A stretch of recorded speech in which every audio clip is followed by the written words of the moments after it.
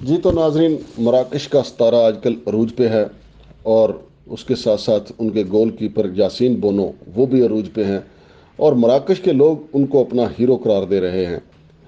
लेकिन पाकिस्तान में कुछ पोस्टें ऐसी लगीं जिसमें कहा गया कि उनका तल्लक पाकिस्तान से है।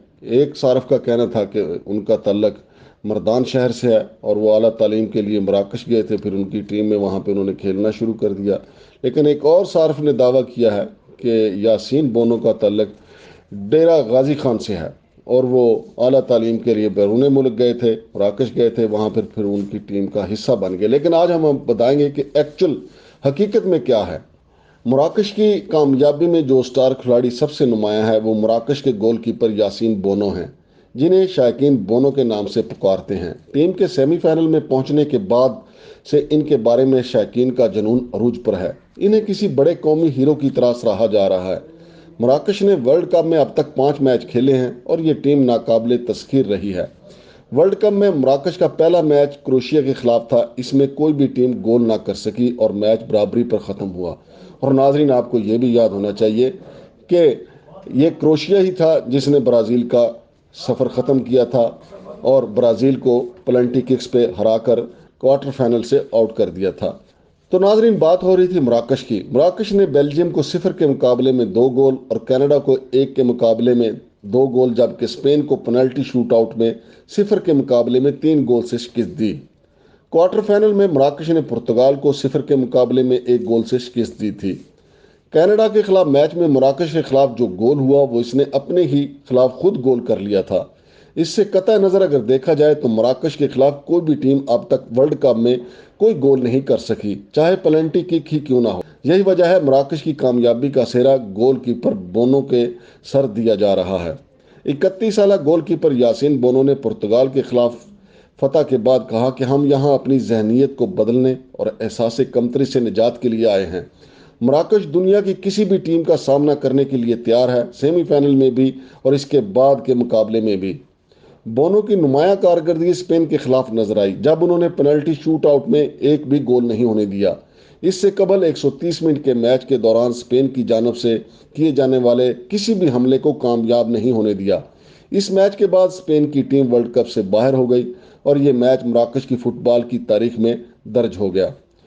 बोनो ने कहा है कि हमने अपनी शिकस्त ज़दा जहनीत को बदल दिया है और हमारे बाद आने वाले खिलाड़ियों की नस्ल को मालूम हो जाएगा कि मराकशी खिलाड़ी कमाल कर सकते हैं।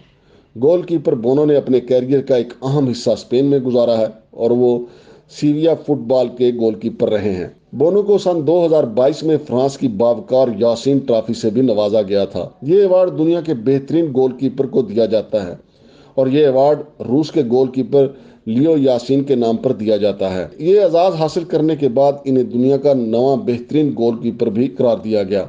बोनो को स्पेन की बावकार जमूरा ट्रॉफी से भी नवाजा गया। स्पेन में यह अवार्ड उस गोलकीपर को दिया जाता है जो एक साल में सबसे कम गोल होने देता है। अगस्त 2020 में सेले के लिए खेलते हुए बोनो ने शानदार गोलकीपिंग की। इनकी टीम ने मैनचेस्टर यूनाइटेड के खिलाफ मैच 1-2 से जीता। इसके साथ सीविया ने अपना छठा यूरोपीय लीग टाइटल भी जीत लिया था। यासीन बोनो अपने मुल्क मराकश से बहुत दूर कनाडा के शहर मॉन्ट्रियल में पैदा हुए। वो 7 साल की उम्र में मराकश वापस लौट आए। इन्हें बचपन ही से फुटबॉल में दिलचस्पी थी, लेकिन इनके वालिद इनके इस खेल के शौक के खिलाफ थे। बोनो ने विदाद कैसाब्लैंका के लिए खेलना शुरू कर दिया और एक पेशावर फुटबॉलर बनने पर तवज्जो मरकूज की।